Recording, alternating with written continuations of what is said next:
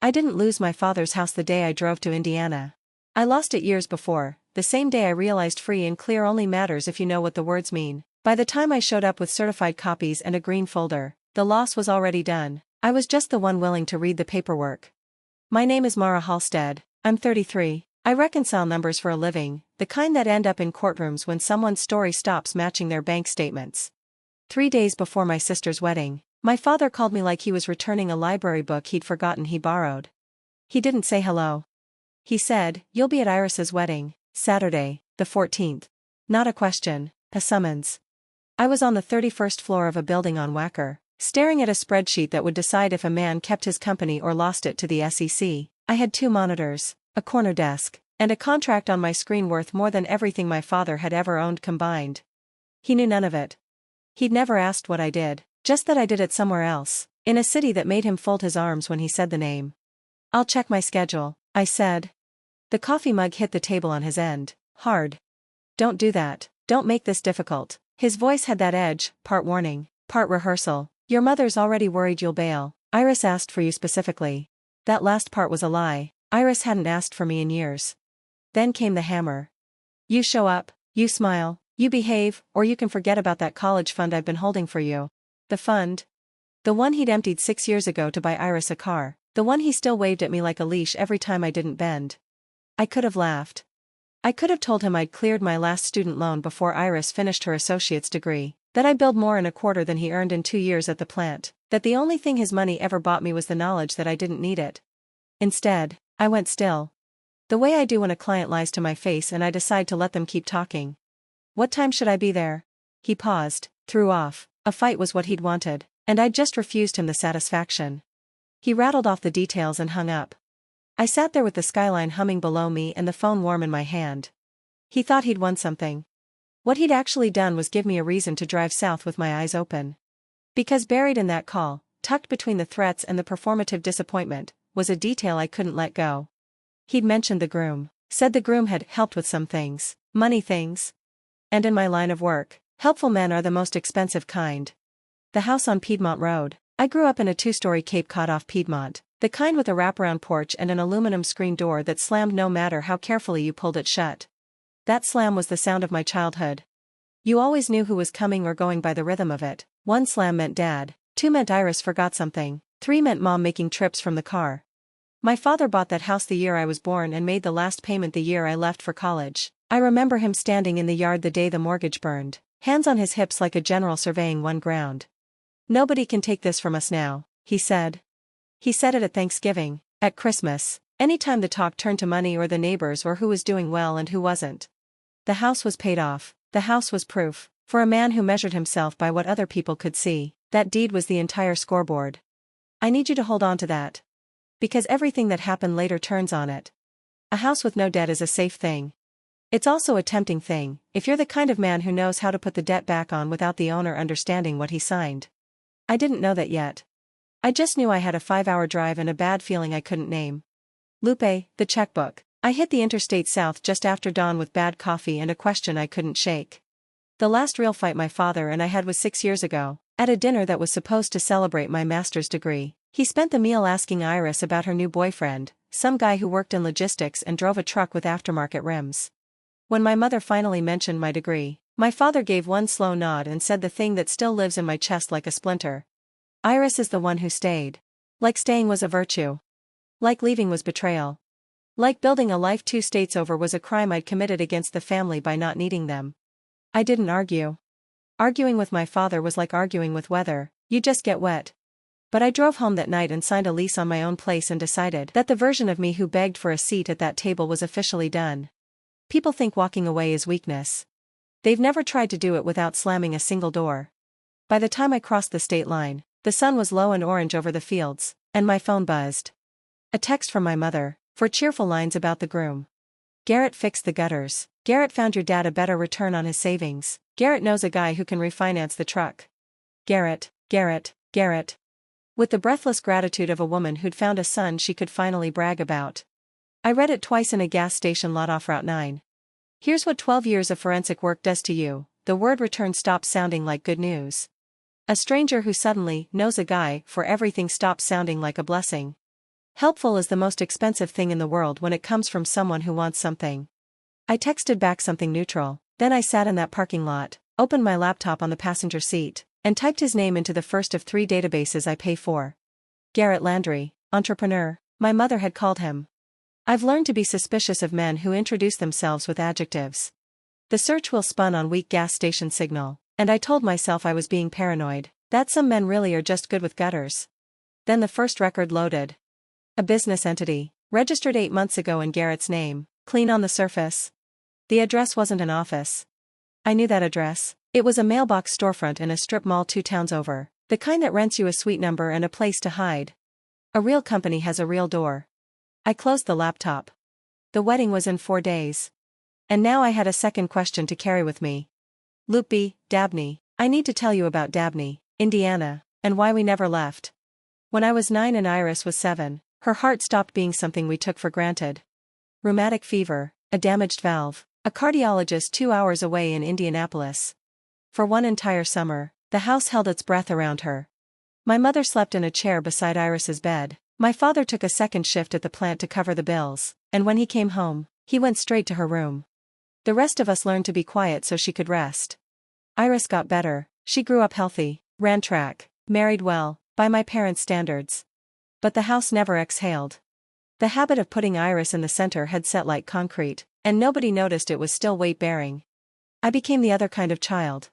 The one who didn't need anything, the one who cleaned up after the guests, the one who scraped the plates while everyone else sat with Iris in the living room, laughing about something I wasn't part of. I didn't resent it. Not exactly. I learned to like the kitchen, it was quiet there, and quiet was the one thing I could always have. I'm telling you this so you understand something. I was never the bitter sister waiting in the wings. I left because staying meant disappearing, and I was not willing to disappear. That is a very different story than the one my father tells at the diner. The screen door slammed behind me when I got there that night, a little after 9. Same sound, same porch, same house. My father looked up from his recliner, surprised I'd come early. For half a second, something almost like pleasure crossed his face before he remembered to be gruff. My mother hugged me too hard. And there, on the couch in a sweater that cost more than the couch, sat Garrett Landry. He stood when I came in, shook my hand with both of his, looked me right in the eye. I've heard so much about you, he said, warm, polished, practiced. A man who'd shaken a lot of hands he intended to empty. Iris is lucky to have a big sister like you. I smiled, said the right things. Inside, every alarm I owned was going off quietly, the way a smoke detector chirps in another room. He was too smooth. He held eye contact a beat too long. And when my father bragged about the house being paid off, Garrett said, a property like this is an asset you should be making work for you, Ray. Making it work. I'd heard that phrase before, in depositions, from men who were no longer free. I went to bed in my childhood room that night and lay awake doing math. By morning, I'd stopped wondering whether to look. I was only wondering how deep it went. The green folder. The next morning, I told my family I had work calls and shut the door to the spare room. That part was even true. I set up my laptop on the old desk where I used to do homework nobody asked about, and I started a folder. A plain manila folder, the kind I buy 100 at a time. I label them in pencil so I can reuse them. On this one, I wrote a single name, Landry. Then I went to work the way I'd work any engagement, because the people I love deserve at least the rigor I give strangers. First, the entity. That brand new company with the mailbox address. I pulled the state filing. Garrett was listed as the sole officer, registered agent at the same fake suite. 8 months old. And already, according to my mother, managing investments for my father. A real investment firm has licenses. It has registration with the State Securities Division. I checked. There was nothing. Not suspended, not pending, nothing. A man cannot legally manage other people's money for return without registering. And Garrett had not registered anything but a mailbox. That alone wasn't proof of a crime. People cut corners. But it was a red flag. The first of what I suspected would be a row of them. I made a note in the folder in my small, square handwriting. Then I did the thing I always do next, the thing that separates a hunch from a finding. I started looking for what came before. Because men like Garrett are rarely first-time builders. They're repeat performers. They dissolve one stage and walk on to the next. I just had to find the stage before this one. It took most of the morning. What I found made me close the folder and sit very still. Before I tell you what I found, I have to tell you about the kitchen. I came down for coffee around noon and caught the tail end of a conversation that stopped when I walked in. My mother had her checkbook out. My father was signing something Garrett slid across the table, and Garrett was already gathering it up before I could see the letterhead. Just some paperwork for the refinance, Garrett said easily, tucking it into a leather portfolio. Saving your folks a fortune and interest, Mara. My father beamed. My mother beamed. I poured my coffee and watched a con man pour charm. I asked, light as I could manage, what they were refinancing, since the house was paid off. The temperature dropped 2 degrees. My father's jaw set. Grown-up business, he said. A phrase that told me he didn't fully understand it either. I let it go in the room. I did not let it go in my head. Loopsy, the thing I didn't say. That afternoon, I asked my mother, just the two of us, how the savings were doing. She got vague. There had been some moving around. Money shifted into Garrett's fund to get it growing, a withdrawal here, a transfer there. Larger amounts than this careful woman would ever normally touch. Shifting balances, sudden movement in accounts that had sat steady for 30 years. In my world, that pattern has a name. And the name is not good return. I didn't lecture her. Lecturing a woman who's decided to be happy only makes her defend the thing making her unhappy. I just filed it. The green folder was getting thicker. And the picture forming inside it was not a clumsy son-in-law making rookie mistakes. It was a sequence. A practiced, patient sequence run by someone who knew exactly which buttons in a proud family to press. I had to be careful now. Because he was watching me, too. That evening, I tried the soft version first. I didn't bring documents. I didn't accuse. I just sat with my father on the porch while the crickets started up, and said, gently, that I'd noticed Garrett's company wasn't registered with the state. That maybe before they moved any more money, they should have someone independent look it over. I offered to do it myself, for free, quietly. I watched my father's face close like a store at night. You've been here one day, he said, and you're already trying to ruin it. He told me Garrett had done more for this family in 6 months than I'd done in 6 years. He told me I was jealous. Jealous of Iris, jealous of her happiness, jealous that someone had finally brought money into the family instead of just keeping it to themselves up in Chicago. That last part landed. I won't pretend it didn't. I'd kept my life to myself. And now my silence was being read as selfishness. My mother stood in the doorway, the screen door propped on her hip. I looked at her and waited for her to say something true. She'd known me 33 years, she'd watched me scrape every plate. She looked at the porch boards and said, let's just have a nice wedding, Mara. Even her. Especially her. I didn't raise my voice. I've learned that raising your voice with people who've decided you're the problem just proves their point. I said, okay. I said, I hope it all works out. And I went up to the spare room and opened the green folder and got back to the only language that had ever told me the truth. Numbers don't get embarrassed. Numbers don't choose favorites. Numbers just sit there and wait for someone willing to read them. The name before the name. Here's the part one keep coming back to. The page that turned a bad feeling into a hard fact. I'd spent 2 days chasing Garrett Landry backward through public records. And Garrett Landry kept dead-ending. Because Garrett Landry was only 8 months old. A person with no history before last spring isn't humble. He's hiding. So I stopped searching the name and started searching the patterns around it. The registered agent addresses, the phone number on the mailbox filing, the same strip mall suite. And the suite gave him to me. 2 years before Garrett Landry existed, that exact address had hosted another entity, 1 state line over, dissolved and gone. The officer on that dead company was not Garrett Landry. He was Garrett D. Halverson. Same first name, same middle initial, same date of birth listed on a filing he probably never imagined a stranger's daughter would dig up. Halverson Capital Group, dissolved. Behind it, when I pulled the thread, 2 complaints and a trail of people who'd handed over savings for a better return and gotten a story instead. I printed the page. The old printer in the spare room wheezed it out 1 warm sheet at a time. I held it under the desk lamp and read it 3 times. A name is not a crime. People change names for 100 honest reasons. That man is not running from a bad marriage. That man is running a route he's run before. I slid the page into the green folder, on top, where I'd see it first every time I opened it. That single sheet was the spine of everything now. Everything I did from that night forward, I did with that name underneath it.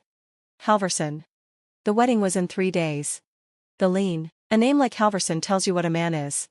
The next records told me what he was doing right now, here, to us. I went to the county property records the next morning, the ones anyone can pull if they know to look. My father's house. The deed I'd grown up believing was bulletproof, free and clear. Nobody can take this from us now. There was a new lien on it. Recent. A home equity line of credit drawn against the equity my father had spent 30 years building. The lender named on the paperwork was a company I didn't recognize. So I ran its name through the state corporate filings and the databases I pay for, the same ones I'd already run on Garrett, and watched it resolve, through a single shell company, back to his unregistered fund. That was the refinance. That was the saving your folks a fortune Garrett had slid across the kitchen table while my father beamed and signed. He hadn't lowered their payments. He'd mortgaged the one thing my father swore could never be taken, and routed the line into his own structure. And the only thing standing between Garrett and the money was a few more signatures and a wedding that would tie him into the family for good. I sat in the car outside the county office and felt the whole shape of it click into place. The wedding wasn't the point. The wedding was the lock. Marry the favorite daughter, become a son, and a proud father stops asking a son-in-law hard questions.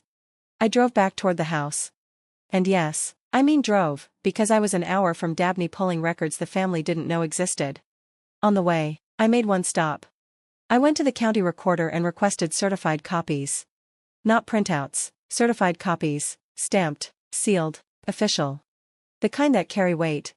The kind I could lay on a table and no one could wave away as my jealousy. If I was going to be called a liar, I'd come with the seals. The screen door banged behind me when I got back. Same sound, same door. Except now I knew what was hanging over the house it guarded. That sound used to mean home. Now it meant a countdown. My father was on the porch with Garrett, the two of them laughing about something. My father's hand on Garrett's shoulder like the son he'd always wanted had finally arrived. I had certified records of a secret lien in my bag and a dissolved company under a fake name in my folder. And I had to walk past that picture and smile. I did. I'm good at the long game. I've sat across conference tables from men who knew I was building the case that would end them, and I learned to keep my face the way you keep a still pond. Garrett watched me come up the steps. Something behind his eyes had shifted since I arrived. He'd noticed I asked the wrong kind of questions, noticed I didn't melt for him the way everyone else did. Get your work calls done? He asked, friendly, fishing. Always more numbers, I said, friendly back, giving him nothing. That night, I organized the folder the way I'd organize an exhibit for counsel. The registration page with the Halverson name, the certified lien, the state securities search showing no registration, the mailbox address. Each one clean, each one sourced, each one impossible to call a lie, because every single sheet carried an official stamp that had nothing to do with me. I wasn't going to argue with my father. I was done arguing with my father. I was going to do the only thing I'd ever been good at in that family. I was going to set the truth on the table where everyone could see it, and let them decide what kind of people they wanted to be. The last chance, I gave them the chance first. I owe you that detail, because it matters. The night before the rehearsal, I asked my parents to sit with me at the kitchen table, just the three of us. And I opened the folder. I was gentle. I didn't say con man, I said I'd found some things they needed to see before any more money moved. I laid out the lien on their house, certified, sealed. I showed them the company with no license. And I turned over the page with the name Halverson on it and explained, carefully, that the man marrying their daughter had used another name 2 years ago on a company that collapsed and left people short. My father didn't read a single page. He looked at the stack like it was something I'd dragged in on my shoe. So this is what you drove down here for, he said. Not the money, not the lien on his sacred house. The fact that I'd looked. You couldn't let her have one good thing. My mother picked up the Halverson page and held it. And for one breath, I thought she'd see it. I thought the sentence she'd left unfinished at that kitchen counter might finally finish itself. Then she set it face down. People change their names, Mara, she said. I changed mine when I married your father. And that was that. They were the owners of the house, they were the holders of the accounts. Every legal door that could have stopped this ran through their signatures, not mine. And they had decided, with their whole hearts, to keep signing. I could not close an account that wasn't mine. I could not unwind a lien on a house I didn't own. The law that protected their autonomy was the same law that left them exposed. I closed the folder. Okay, I said. And I meant a different thing by it than they heard. The cold choice. Here's where a lot of people would have done something I didn't do. They'd have called the police that night, or screamed it across the rehearsal dinner, or grabbed Iris and shaken her until the truth rattled loose. I understand the urge. But I've watched what happens when you swing too early in a case like this. The money's already gone. The Marks defend their con man harder than ever, And you become the villain who ruined the wedding on a hunch. Proof you throw at people who aren't ready is just confetti. So I did the colder, smarter thing. I stopped trying to save people who told me, clearly, that they did not want saving. I turned my attention to the one set of choices I actually controlled. Mine. I called a lawyer I trust back in Chicago, late, and walked her through what I had. I asked her the careful questions. What's documentation versus accusation? What a forensic accountant can say and what only a court can decide. Where the line is between protecting my family and exposing myself to a man who clearly knew how to weaponize a signature. Stay in the lane of facts, she said. Don't allege fraud. You're not the jury. Just lay down what's verifiable and let the document speak. That was a language I already knew. I'd built my whole career on the difference between this is a crime and these are the facts, and they raise questions a reasonable person would want answered. I went to bed that night calmer than I'd been all week. Not because anything was solved. Because I'd stopped fighting the current and started reading it. The wedding would happen. The money was poised to move, on the wedding day itself. My father's pen at the ready. So I knew, finally, exactly when to set the truth down. Not before. Then. The rehearsal. The pre-wedding dinner was the first time my family got a glimpse of who I'd become. And they looked right past it. It happened by accident. We were at a long table at the only nice restaurant in the county, and my phone rang during the salad course. I stepped away to take it, because it was a managing partner at a firm I consult for, calling about a settlement that hinged on my testimony. 9 figures of other people's money. And they needed my read before Monday. I took the call in the parking lot, quiet and precise, the way I am at work. When I came back, my aunt asked who that was. Just work, I said. My father snorted. Bean counting, he said, to laughs. Garrett, watching, didn't laugh. Garrett had started to do math of his own about me. But the rest of them filed it away as Mara and her little numbers, the daughter with the small life up north, and went back to toasting the groom. I let them. There's a particular freedom in being underestimated by people who refuse to look. They build their whole picture of you out of a child you stopped being 20 years ago, and they never update the file. I sat back down next to an empty chair, because no one had thought to seat me near the family, and I ate my dinner and watched Garrett work the table like a man closing a sale. He raised his glass to my parents. He called my father Dad for the first time. And my father's eyes went wet with it. This stranger handing him the warmth his own daughter supposedly withheld. I felt the trap close 1 more inch. And I did the math on timing quietly behind my still-pawned face. 2 days. The folder was ready. So was I. The cake. The rehearsal was at the church, and after, everyone came back to the house for cake. My mother had made her lemon sheet cake. Of course. The same bright yellow rectangle from every milestone of my life, set in the center of the dining table like a small sun. People gathered around it. Iris cut the first piece, laughing, Garrett's arm around her waist. My father made a little speech about family, about how this was just the beginning. And I stood at the edge of the room by the kitchen doorway. In the spot I've stood my entire life. The spot with the best view of the dishes that would need washing. Nobody handed me a plate, nobody thought to. I wasn't hurt by it anymore, exactly. It was more like watching a rerun of a show you've memorized. But then Garrett found me by the doorway. Drifting over with a glass of wine and that easy smile. He leaned in close enough that only I could hear. You're the smart one, he said. You do taxes, asset structuring, all that. He swirled his wine. Hypothetically, if a guy wanted to move some property out of a couple's name, keep it clean, gift it to the kids before the wedding for tax reasons, what's the smartest way? He was fishing. He wanted to know exactly how much I understood, whether I was a threat or just a sour sister. I looked at him over the lemon cake my mother made, and I felt something go very calm and very cold inside me. Oh, I'm not really a tax person, I said, light as air. I mostly just find things. He held my eyes a second too long. Then he smiled wider and walked back to his bride. He knew. And now I knew he knew. After everyone went to bed, I sat in the dark spare room and put the last piece in place. Garrett's question at the cake had told me more than he meant to. Gift it to the kids before the wedding. He wasn't done. The lien was drawn, the money was moving. But he wanted the house itself, or as much of it as a few signatures could carry, transferred while my father was glowing and grateful and least likely to read the fine print. And there was only one moment perfect for that. The wedding day. A man like Garrett understands occasions. On the wedding day, my father would be soft, proud, full of champagne and the joy of finally having the family picture he wanted. Slide a gift deed or a transfer in front of him between the ceremony and the cake, call it a tax-smart wedding present to the young couple, and he'd sign his own house away thinking he was being generous. The reception. That was the moment. I confirmed what I could. I traced the Halverson Trail one state further and found the same move there, the same pattern. A property pulled from an older couple for the kids 18 months before that company dissolved and Cole Halverson vanished. He wasn't improvising. He was running a script he'd run at least twice. Which meant I didn't have to guess his next line. I knew it. And knowing a man's next move is the only real power there is.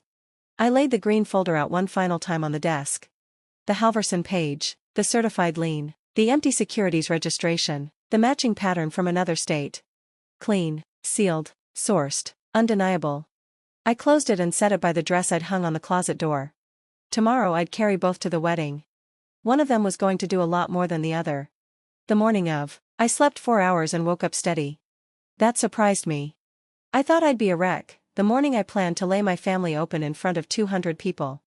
But I've done versions of this before, in rooms with stenographers. And the body learns the difference between fear and focus. This was focus. I dressed early, navy, simple, nothing that asked for attention. I did the thing I always do before I walk into a room that matters. I rehearsed the facts, only the facts, out loud, quietly, until they were smooth. The company isn't registered, here's the search. There's a lien on the house, here's the certified copy. He used another name 2 years ago, here's the filing.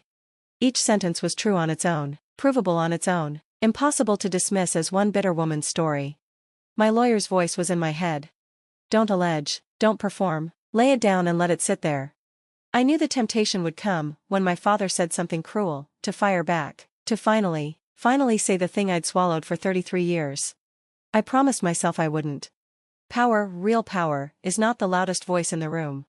It's the calmest one holding the only thing that's true. I tucked the green folder into a flat leather portfolio so it wouldn't look like ambush, just a woman with some papers. I checked that the certified seals were on top. And I caught myself in the mirror. Navy dress, steady hands. And I thought about the girl who scraped the plates while the family laughed in the next room. I wasn't doing this to win her a seat at the table.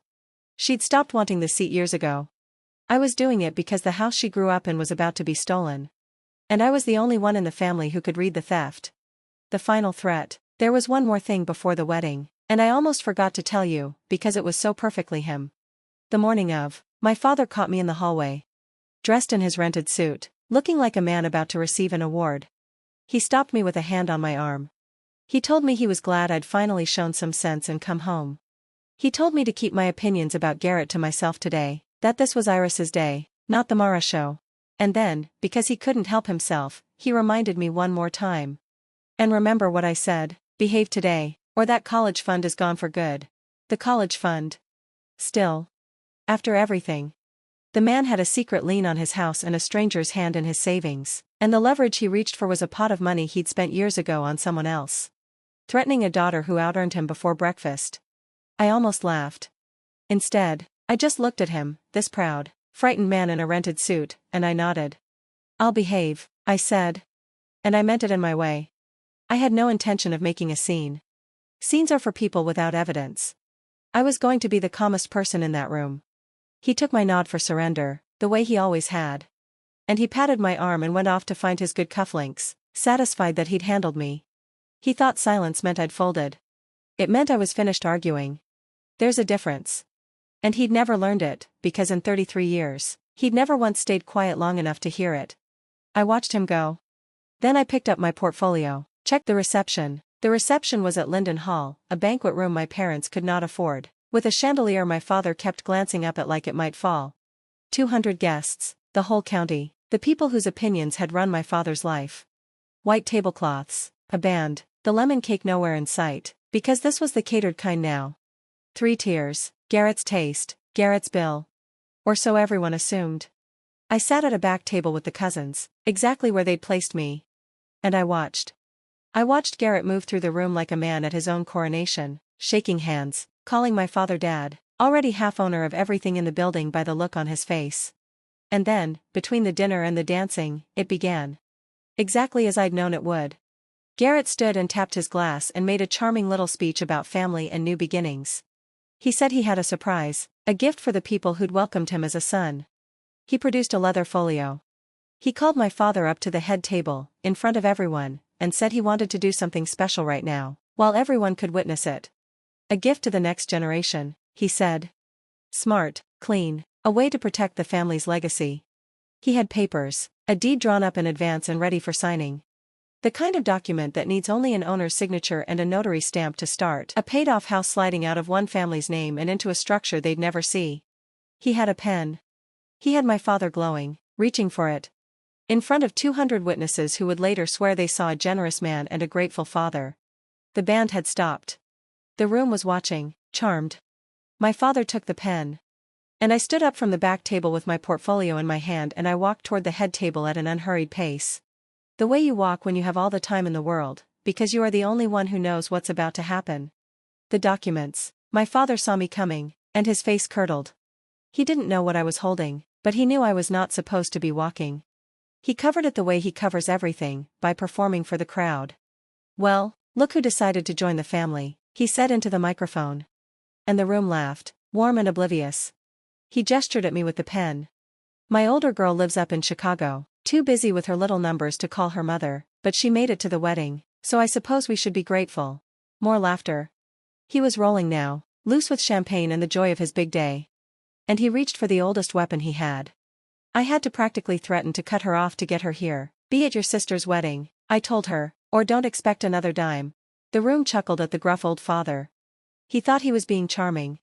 He was reciting, in front of 200 people, the exact leverage he'd used. And he had no idea he was handing me the room. I stopped a few feet from the head table. I did not raise my voice. I have never needed to raise my voice. You're right that you threatened me, I said. And the mic caught it, because I'd stepped close enough on purpose. But you got one part wrong, Dad. The laughter thinned. Something in my tone, flat and certain, told them this wasn't part of the show. Garrett's smile stiffened. My mother's hand went to her throat. And my father, sensing the ground shift under him without understanding why, did the thing proud men do when they're scared. He doubled down. Oh, here we go, he said. Go on then, ruin it, you always do. So I did the opposite of ruin it. I opened the portfolio. I set the green folder on the white tablecloth beside the pen my father was still holding. And I opened it so the head table could see. I didn't snatch the microphone. I just spoke, clear and even, and the silent room carried my voice to the back. Before anyone signs anything tonight, I said, I think the family should see a few documents. I laid down the first page. Not opinions, public records, anyone can pull these, I just got there first. This is a search from the State Division. The fund that's been managing Mom and Dad's savings isn't registered, there's no license on file, none. I laid down the second. This is a certified copy from the county recorder. There's a home equity line drawn against this house. The house Dad always said was paid off, free and clear. It was taken out a few months ago. The money runs back to that same unregistered fund. A murmur started, low, moving through the tables like wind through wheat. I laid down the third page. The spine of the whole thing. And I turned it so Iris could see it, too. And this is a business filing from 2 years ago, one state over, same date of birth, same middle initial, different last name. I looked up. I did not look at my father. I did not look at Garrett. I looked at Iris. The man you all know as Garrett Landry registered a company under the name Garrett Halverson. That company dissolved. The people who'd given it money to manage did not get it back. The pen was still in my father's hand. He was staring at the certified lien, with his name on it, the secret debt on his sacred house. And I watched the scoreboard he'd lived his whole life by go dark in his eyes. The room had gone completely still. And then Garrett made his mistake. The unraveling. Garrett laughed first. The practiced laugh. And reached for the room. She's jealous, he said, smooth as ever. Her sister's happy, and she can't stand it. These papers are nothing. Anyone can print anything. But I hadn't printed. I'd had the county and the state print. And the seals were right there on the cloth, catching the chandelier light. And 200 people could see them. So when his charm didn't land, Garrett did what cornered men always do. He let the mask slip. You think you're so smart, he said. And the smoothness cracked, and his voice climbed. He took a step toward me, finger out. And the easy son-in-law was gone, and something uglier stood in the rented tux. You couldn't stand to let her have one good thing, so you cooked up a... I didn't cook up the seals, Garrett, I said. Quiet, still. The calmer I got, the louder he got. And the louder he got, the more the room saw it. He turned on my father for backup, and found my father staring at the lien. He turned on Iris, and found Iris looking at the Halverson page with her place card handwriting frozen on her face. Iris is the one who stayed, my father said suddenly, to no one. The old line falling out of him like a reflex. And it landed in that silent room as the saddest thing a man ever said, because we all understood now what staying had cost. Staying had put his favorite daughter directly in this man's hands.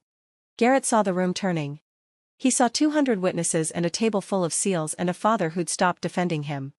And the practiced grifter made the only practiced move he had left. He set down his pen very carefully. Said something about needing air.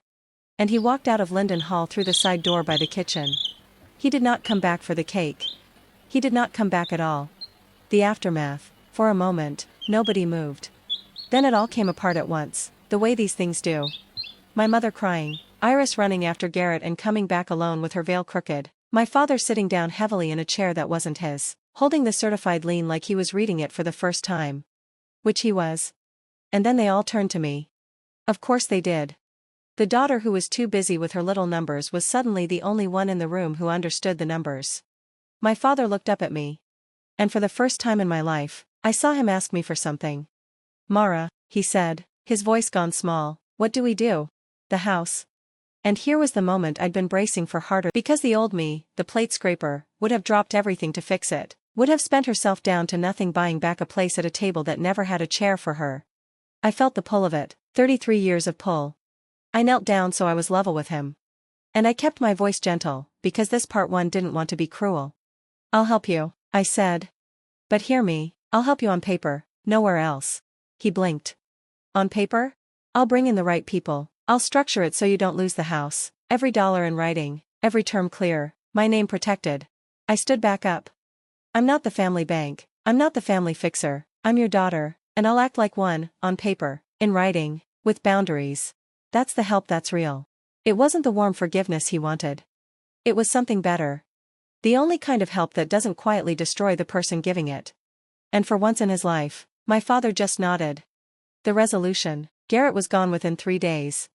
And so was a chunk of what he'd already pulled. The way these men are always gone, with whatever moved before the music stopped. The police took my certified copies and my green folder and told my parents what I'd told them, only with badges. Which is the only way my father has ever heard anything. The house had a real debt on it now, and a soured investment, and a wedding bill for a marriage that lasted one reception. I did exactly what I said. I brought in a lawyer and a colleague I trust, and we built a plan, in writing, that let my parents keep the house and work the debt down on terms that protected them. And just as importantly, protected me. No open-ended personal guarantee, no bottomless account they could draw on whenever fear got loud. Every dollar documented. Every obligation defined. I drove down one more time to walk them through it. The screen door banged when I came up the steps, same as always.